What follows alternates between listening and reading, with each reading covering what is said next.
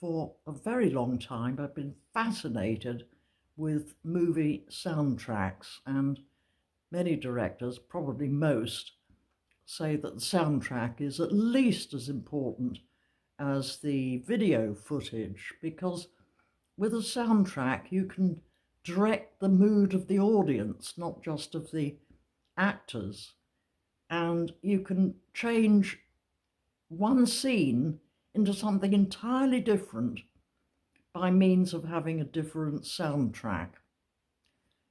So I thought I'd do a little experiment on myself, really, and I cobbled together a short movie which was fundamentally some typical British imagery without sound. And once I had made this little movie, I overlaid two quite different soundtracks on it to test the effect the soundtrack would have on my own emotions. So I'll play these for you now. First with the one soundtrack, which is very different from the second soundtrack. Take note of how it makes you feel. And I'll talk about some of the detail and some of the manipulation on the other side. Here we go.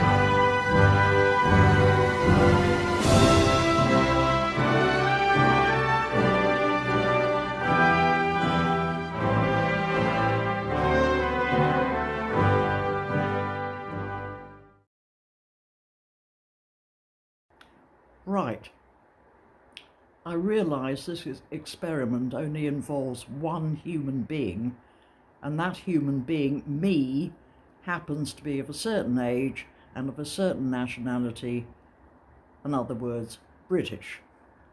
So first of all, how did I feel during those two different versions?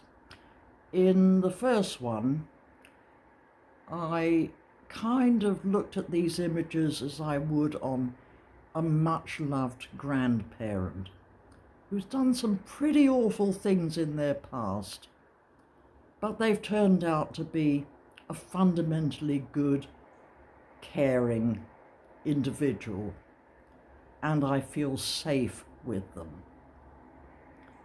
Now, the second one, how did I feel? This country is still great.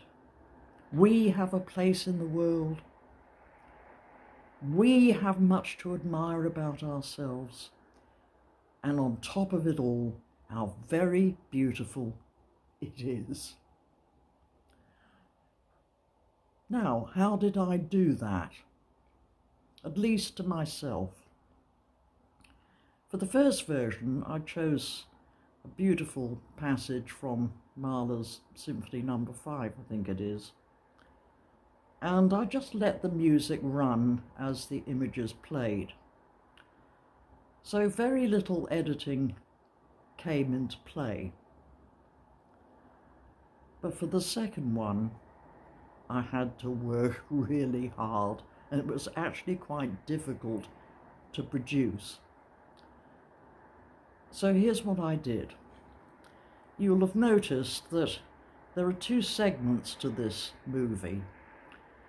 In the first segment, there are random images of rural Britain.